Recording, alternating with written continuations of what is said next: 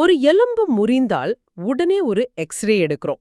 உடைந்த அந்த பகுதி நமக்கு அப்பட்டமாக தெரிகிறது.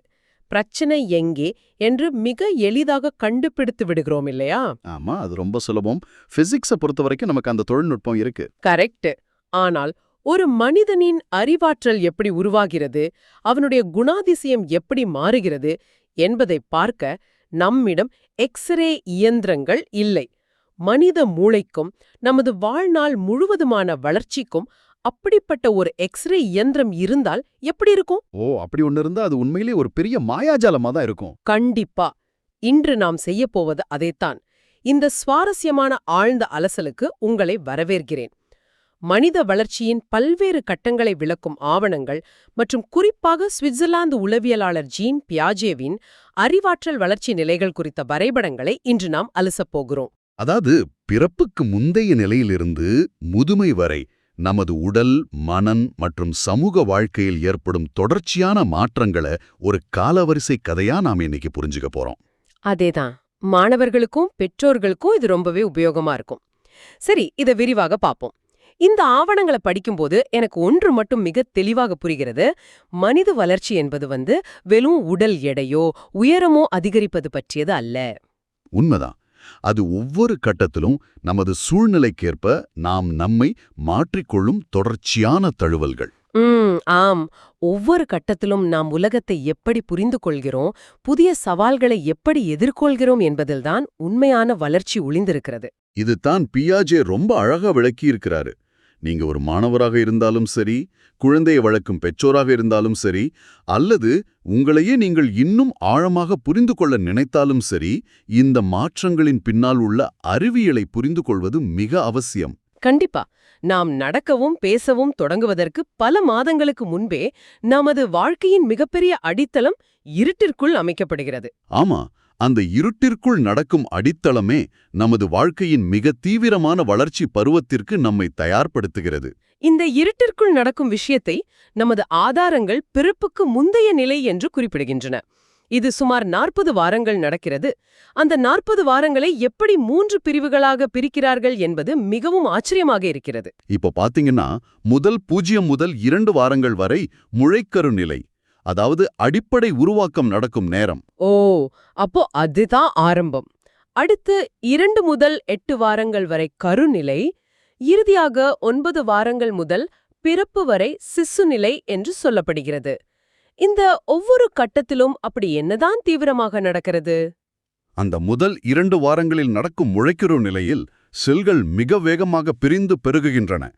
ஆனால் உண்மையான ஆச்சரியம் அந்த 2 முதல் 8 வாரங்கள் கொண்ட கருநிலையில்தான் நடக்கிறது. அதாவது உறுப்புகள் உருவாகத் தொடங்கும் கட்டம் இல்லையா? கரெக்ட். ஒரு சின்னஞ்சிறு செல் தொகுப்பு எது இதயமாக துடிக்க வேண்டும், எது மூளையாக சிந்திக்க வேண்டும் என்று முடிவெடுக்கும் மிக நுட்பமான நேரம் இது. இந்த காலகட்டம் ரொம்ப சென்சிட்டிவானது. அதனாலதான் கர்ப்பிணி பெண்களுக்கு முதல் 3 மாதங்களில் அதீத கவனம் தேவைப்படுகிறது என்று மருத்துவர்கள் சொல்றாங்க போல. அதேதான். அதன் பிறகு வரும் 9 வாரங்கள் முதல் பிறப்பு வரையிலான சிசு நிலையில் உருவாகிய உறுப்புகள் முழுமையான உடல் கட்டமைப்பாக வளர்கின்றன. குழந்தை பிறப்பதற்கு முன்பே வெளி உலகத்தின் சத்தங்களை காதுகள் கேட்கத் தொடங்கும் அளவுக்கு நரம்பு மண்டலம் தயாராகிவிடுகிறது. அப்படியானால் குழந்தை பிறக்கும்போது மூளை ஒரு வெற்று பலகையாக இருப்பதில்லை. அது ஏற்கனவே தகவல்களை உள்வாங்கத் தொடங்கிவிடுகிறது.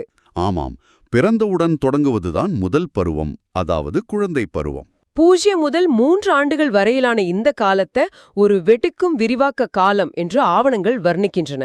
கை கால்களை அசைக்கும் அனிச்சை செயல்களிலிருந்து தொடங்கி தவழுதல், நடப்பது வரை மோட்டார் திறன்கள் அதிரடியாக வளர்கின்றன.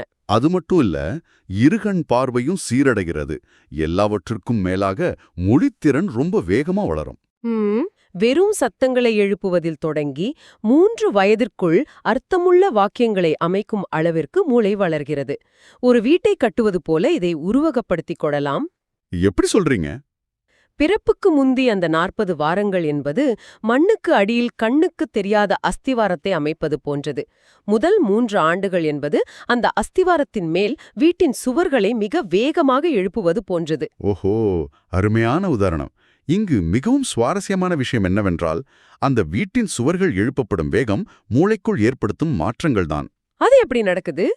இந்த 0 முதல் 3 வயது காலகட்டத்தில் குழந்தை முழுமையாக பெற்றோரை சார்ந்திருக்கிறது. அவர்களால் சுயமாக உணவருந்தவோ தற்பாதுகாப்பு செய்து கொள்ளவோ முடியாது. ஆனால் உடலளவில் அவர்கள் அப்படி ஒரு முழுமையான சார்பு நிலையில் இருக்கும்போதுதான் மூளையின் நரம்பு மண்டலம் நம்ப முடியாத வேகத்தில் முதிர்ச்சி அடைகிறது.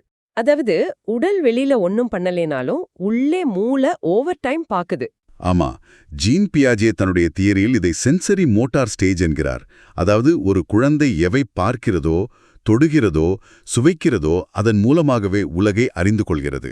அப்போ ஒவ்வொரு முறை நீங்கள் ஒரு குழந்தையிடம் பேசும்போதும் புதிய ஒலிகளை கேட்கச் செய்யும்போதும் அவர்களின் மூளையில் கோடிக்கணக்கான புதிய நரம்பு இணைப்புகள் உருவாகின்றனவா? கண்டிப்பா. ஆரோக்கியமான மூளை வளர்ச்சிக்கு குழந்தைகளை பல்வேறு தொடு உணர்வுகளுக்கும் ஒலிகளுக்கும் உட்படுத்துவது ஒரு மிக முக்கியமான அன்றாட பழக்கமாக இருக்க வேண்டும். இதுதான் அவர்களின் எதிர்கால கற்றல் திறனுக்கான அடிப்படை. சூப்பர். சரி, சுவர்கள் எழுப்பப்பட்டாகிவிட்டது. குழந்தை இப்போது பேசத் தொடங்கிவிட்டது. வீட்டுக்குள் இருப்பதை விட வெளி உலகம் எப்படி இயங்குகிறது என்பதை புரிந்து கொள்ள அவர்கள் மூளை இப்போது அதிக ஆர்வம் காட்டுகிறது. இது முன்குழந்தை பருவம், 3 முதல் 6 ஆண்டுகள் வரையிலான ப்ரீஸ்கூல் காலம். குழந்தைகள் அதிவேகமாக வார்த்தைகளை சேகரிக்கும் நேரம் இது. இது ஏன் இப்படி இருக்கிறது? வானம் ஏன் நீல நிறத்தில் இருக்கிறது? அப்படின்னு அடுக்கடுக்கான கேள்விகள் வரும். இது ஒரு முக்கியமான கற்றல் பருவம். ஆனால் ஒரு நிமிடம், நமது ஆதாரங்கள் இந்த வயதை குறிக்கும்போது குழந்தைகள் தங்களைச் சுற்றியே உலகம் இயங்குகிறது என்ற ஈகோசென்ட்ரிக் சிந்தனையுடன் இருப்பார்கள் என்று கூறுகின்றன. ஈகோசென்ட்ரிக் என்றால் சுயநலம் என்றுதானே நாம் நினைக்கிறோம். இது எப்படி மூளை வளர்ச்சியின் ஒரு படியாக இருக்க முடியும்? ரொம்ப நல்ல கேள்வி. ஈகோசென்ட்ரிக் என்பது இங்கே குணாதிசயத்தை குறிக்கும், சுயநலம் அல்ல. இது மூளையின் ஒரு அறிவாற்றல் வரம்பு. பியாஜே இதை ப்ரீ ஆபரேஷனல் ஸ்டேஜ் என்கிறார். ஓ, அப்போ அது நெகட்டிவ் கிடையாதா? கிடையாது. ஒரு 4 வயது குழந்தையின் மூளையால் மற்றவர்களின் கோணத்திலிருந்து ஒரு விஷயத்தை பார்க்க முடியாது. அவர்கள் என்ன பார்க்கிறார்களோ, எதை உணர்கிறார்களோ அதைத்தான் உலகத்தில் உள்ள அனைவருமே பார்க்கிறார்கள் என்று அவர்கள் மூளை இயல்பாகவே நம்புகிறது. அதாவது தனக்கு தெரிஞ்சதுதான் உலகத்துக்கே தெரியும்னு நினைக்கிறாங்க. ஆமா, ஒரு குழந்தை விளையாடும்போது தன் கண்களை தன் கைகளால் மூடிக்கொண்டு நான் ஒளிந்துவிட்டேன், என்னை கண்டுபிடி என்று சொல்வதை பார்த்திருப்பீர்கள். தான் கண்ணை மூடினால் தன்னை யாருக்கும் தெரியாது என்பது அவர்களின் சிந்தனை. ஆஹா, இது ரொம்ப கியூட்டான விஷயம் ஆச்சே. இது சுயநலம் அல்ல, மற்றவர்களுக்கு வேறு ஒரு கண்ணோட்டம் இருக்கிறது என்பதையே அவர்கள் அப்போதுதான் மெதுவாக புரிந்து கொள்ளத் தொடங்குகிறார்கள் என்பதற்கான உளவியல் ஆதாரம். மேலும் இது குறியீட்டு சிந்தனை உருவாகும் நேரம். குறியீட்டு சிந்தனைனா ஒரு மரக்கட்டையை எடுத்து அதை ஒரு காராக பாவித்து விளையாடும் கற்பனை திறன் அவர்களுக்கு இப்போதான் வருது இல்லையா? கரெக்ட். அவங்களோட மூளை அப்படிதான் உலகத்தை ப்ராசஸ் செய்யுது. ஓ, மூளை எப்படி உலகை ப்ராசஸ் செய்கிறது என்பதற்கான ஒரு வரம்பு தான் அது. இந்த வரம்பு உடையும் போதுதான் அவர்கள் பின் குழந்தை பருவத்திற்கு, அதாவது 7 முதல் 10 வயது காலகட்டத்திற்கு செல்கிறார்கள். இதை ஆவணங்கள் கேங் ஏஜ் என்று அழைக்கின்றன. ஆமா, அந்த ஈகோசென்ட்ரிக் சிந்தனை முழுமையாக உடைந்து நண்பர்கள் குழுவோடு இணைதல், கட்டமைக்கப்பட்ட விளையாட்டுகளில் ஈடுபடுதல் என்று அவர்களின் சமூக உலகம் விரிவடைகிறது. பள்ளிகளில் முறையான கற்றல் அறிமுகமாகிறது. தர்க்க ரீதியான சிந்தனை விடியும் காலம் இது. இதை பியாஜே கான்கிரீட் ஆபரேஷனல் ஸ்டேஜ் என்கிறார். ஆம், இந்த கான்கிரீட் ஆபரேஷனல் ஸ்டேஜ் என்பது கற்றலில் ஒரு மாபெரும் பாய்ச்சல். குழந்தைகள் தர்க்க ரீதியாக சிந்திக்க தொடங்கி விடுகிறார்கள். சூப்பர். அப்போ லாஜிக் வேலை செய்ய ஆரம்பிச்சிடுச்சு. ஆனா அதுல ஒரு முக்கியமான நிபந்தனை இருக்கு. அந்த தர்க்கம் உண்மையான தொட்டு உணரக்கூடிய பொருட்களின் மீது மட்டுமே வேலை செய்யும். காற்றில் ஒரு கற்பனையான கணக்க போட்டால் அவர்கள் மூளை குழம்பிவிடும். இதனால்தான் இந்த வயதில் மாணவர்களுக்கு பாடம் சொல்லித் தரும்போது சின்னஞ்சிறு கற்கள், மணிகள் அல்லது குச்சிகளை வைத்து கூட்டல் கழித்தல் சொல்லித் தருகிறார்கள் போல. அதேதான், இது ஒரு மிகச்சிறந்த படிப்பு நுட்பம். தொட்டு உணரும் பொருட்களோடு விளையாடும் அன்றாட பழக்கம் அவர்களின் மூளையில் உள்ள தர்க்க அறிவை மிக நேர்த்தியாக கூர்மையாக்குகிறது. தொட்டு உணரக்கூடிய பொருட்களிலிருந்து தர்க்கத்தை புரிந்து கொள்வது ஒரு பெரிய படிநிலை. ஆனால் குழந்தை பருவத்தில் இந்த தர்க்க ரீதியான சிந்தனை ஒருவித நிலைத்தன்மையை அடையும் போது திடீரென ஒரு உயிரியல் பூகம்பம் வெடிக்கிறது. பூகம்பம்னே சொல்லலாம். அந்த சீரான அமைதி குலைந்து அவர்களின் சமூக மற்றும் உள் உலகமே முற்றிலுமாக மாறிப்போகிறது. இதுதான் அடுத்த கட்டம். 11 முதல் 19 வயது வரையிலான வளரிளம் பருவம். இதை நமது ஆதாரங்கள் புயல் மற்றும் அழுத்தத்தின் சகாப்தம் என்று வர்ணிக்கின்றன. அது ரொம்ப சரியான வர்ணனை. இங்குதான் இது மிகவும் சுவாரஸ்யமாகிறது. இதை நான் இப்படி பார்க்கிறேன். இது ஒரு கம்ப்யூட்டரின் ஹார்ட்வேரை திடீரென லேட்டஸ்ட் வெர்ஷனுக்கு அப்கிரேட் செய்வது போன்றது. உடல், ஹார்மோன்கள், உணர்ச்சிகள் எல்லாம் ஒரே இரவில் புதிதாக மாறிவிட்டன. ஆனால் அந்த புதிய ஹார்ட்வேரை சரியாக கட்டுப்படுத்தும் ஆபரேட்டிங் சிஸ்டம், அதாவது அவர்களின் அறிவாற்றல் ஒழுங்குபாடு, இன்னும் டவுன்லோட் ஆகிக் கொண்டிருக்கிறது. அந்த இடைவெளியில தான் அத்தனை குழப்பங்களும் புயலும் அழுத்தமும் உருவாகின்றன, இல்லையா? இதை ஒரு பரந்த கண்ணோட்டத்தோடு இணைத்து பார்த்தால் அந்த மூளை வளர்ச்சி வரைபடங்களில் உள்ள உண்மை நமக்கு விளங்கும். வளரிளம் பருவம் என்பது ஒரு இன்ஃப்ளெக்ஷன் பாயிண்ட், அதாவது ஒரு திருப்புமுனை. கண்டிப்பா. அறிவாற்றல் ஒழுங்குபாட்டை விட உடல் மற்றும் உணர்ச்சிகளின் எழுச்சி செங்குத்தாக மிக வேகமாக மேலே செல்கிறது. மூளையில் உள்ள உணர்ச்சிகளை கட்டுப்படுத்தும் ப்ரீஃப்ரண்டல் கார்டெக்ஸ் முழுமையாக முதிர்ச்சி அடைவதற்கு முன்பே உணர்ச்சியை தூண்டும் அமிக்டாலா அதிவேகமாக வேலை செய்ய தொடங்கிவிடுகிறது. ஓ, அதனாலதான் சிறு விஷயங்களுக்கு கூட அவர்கள் அதீத கோபமோ அல்லது வருத்தமோ அடைகிறார்கள். ஆமா. இது தவிர பெட்ரோல்களை முழுமையாக சார்ந்திருந்த நிலை மாறி சுதந்திரத்திற்காக இயங்கும் உளவியல் போர் இங்குதான் தொடங்குகிறது. சமவயதினரின் ஆதிக்கம் அதிகமாக இருக்கும். நான் யார், இந்த சமுதாயத்தில் என்னிடம் என்ன என்று தமக்கான ஒரு தனித்துவமான அடையாளத்தை உருவாக்குவதற்கான ஒரு அடையாள நெருக்கடி நிகழும் நேரம் இது. பியாஜேவின் தியரி படி பார்த்தா இது ஃபார்மல் ஆபரேஷனல் ஸ்டேஜ். கற்பனை திறன், எதிர்காலம் பற்றிய சிந்தனை மற்றும் சூக்ஷ்மமான தர்க்கம் ஆகியவை இப்போது முழுமையடைகின்றன. கரெக்ட். இதுவரை தொட்டு உணரும் பொருட்களை வைத்தே சிந்தித்தவர்கள் இப்போது கண்களுக்கு தெரியாத தத்துவங்கள், நீதி, நேர்மை போன்ற விஷயங்களை பத்தி விவாதிக்க தொடங்குவார்கள். அப்படியானால் இந்த வயதில் உள்ள மாணவர்களுக்கு சிறந்த படிப்பு நுட்பம் என்பது வெறும் மனப்பாடம் செய்வதாக இருக்க முடியாதே? நிச்சயமாக முடியாது. இந்த கட்டத்துல மூளை சுதந்திரமாக சிந்திக்க பழகுகிறது. அதனால் விவாதிப்பது என்பது மிகச்சிறந்த கற்றல் முறையாகும். அதாவது டிபேட் பண்றது. ஆமாம். ஒரு பிரச்சனையை பல கோணங்களில் ஆராய்வது, இப்படி நடந்தால் என்ன ஆகும் போன்ற கற்பனையான சூழ்நிலைகளை வைத்து படிப்பது அவர்களின் மூளைக்கு மிகச்சிறந்த பயிற்சியாக அமையும். அதேபோல சுதந்திரமாக செயல்பட அனுமதிக்கும் அதே வேளையில் உணர்ச்சிகளை ஒழுங்குபடுத்தும் அன்றாட பழக்கங்களை அவர்கள் கற்றுக்கொள்ள வேண்டும். இந்த சுதந்திர தாகம்தான் எதிர்காலத்துல தனித்து நின்று சமூகத்தின் சவால்களை சந்திக்கக்கூடிய வலிமையான தனிமனிதர்களை உருவாக்குகிறது, இல்லையா? ஆமாம், அது ரொம்ப முக்கியம். அப்பாப்பா, வளரிளம் பருவம் என்பது உண்மையிலே ஒரு மிகப்பெரிய ரோலர் கோஸ்டர் பயணம்தான். ஆனால் அந்த புயல் கொஞ்சம் கொஞ்சமாக ஓய்ந்து அந்த ஆபரேட்டிங் சிஸ்டம் முழுமையாக டவுன்லோட் ஆகி முடித்தவுடன் நாம் வாழ்க்கையின் மிக நீண்ட கட்டத்திற்குள் நுழைகிறோம், முதிர்வயது முதல் முதுமை வரை. இது ஒரு நீண்ட பயணம். இங்கே ஆவணங்கள் ஒரு சுவாரஸ்யமான விஷயத்தை சொல்கின்றன. இதுவரை உடல் ரீதியான வளர்ச்சிக்கு கொடுக்கப்பட்ட முக்கியத்துவம் குறைந்து மனரீதியான மற்றும் சமூக ரீதியான தழுவல்களை முதன்மை பெறுகின்றன.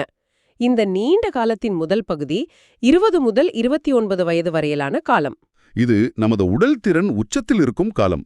படிப்பு முடிந்து வேலைவாய்ப்பை உருவாக்குவதல், நெருக்கமான உறவுகளை தேடுதல், திருமண முடிவுகள் போன்ற வாழ்க்கையின் மிக முக்கியமான தேர்வுகளில் நாம் கவனம் செலுத்துகிறோம். சரி, அதன் பிறகு 30களில் நுழையும் போது என்ன நடக்கிறது?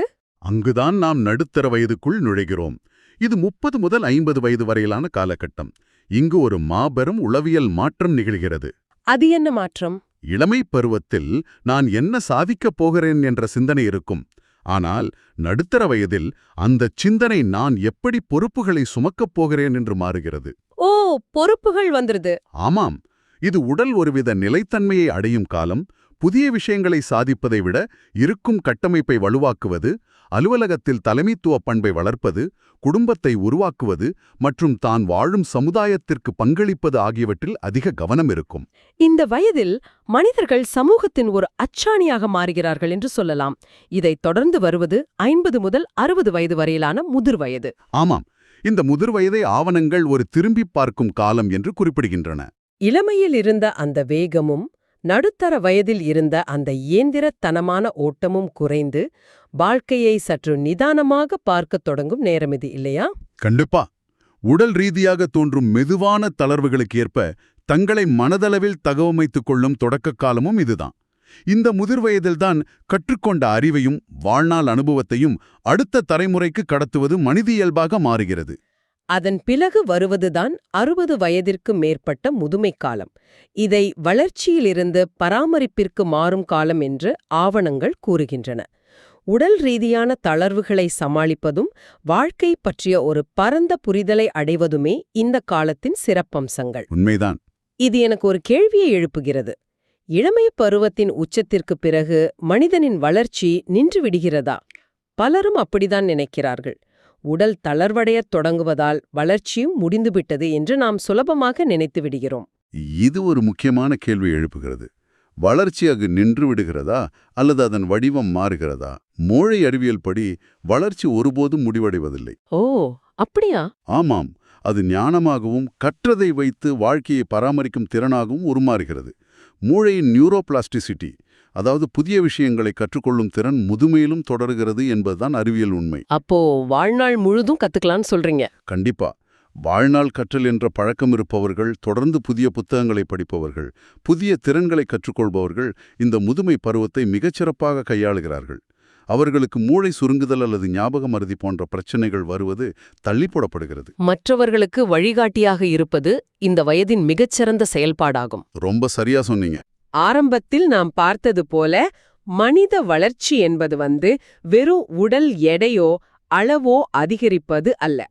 அது பிறப்புக்கு முன் தாயின் வயிற்றில் ஒரு கண்ணுக்குத் தெரியாத புள்ளியாகத் தொடங்கி முதுமை வரை நடக்கும் தொடர்ச்சியான உடல், அறிவாற்றல் மற்றும் சமூக ரீதியான தழுவல்கள் என்பது இப்போது மிகத் தெளிவாக புரிகிறது.